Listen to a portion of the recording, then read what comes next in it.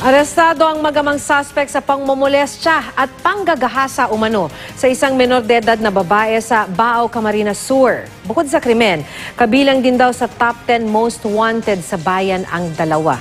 Makibalita tayo kay Bam Alegre Exclusive. Sa kulungan nag-father and son bonding ang mag-amang ito matapos maaresto sa Bao, Camarines Sur. Ang magama kabilang sa top 10 ng most wanted ng bayan. Pangsyam sa listahan ng ama habang pang-apat naman ang 17 anyos niyang anak.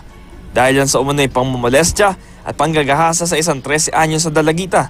Ang biktima, anak ng kinakasama ng tatay ng suspect.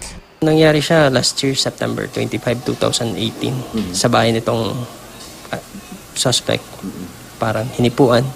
At ito naman na anak, yung nag-rape. Tinanggi ng mag-ama ang paratang.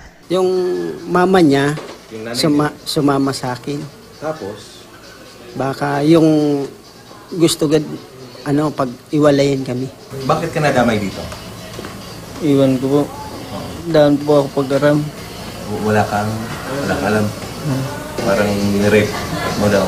Opo. Totoo ba yan? Hindi naman po.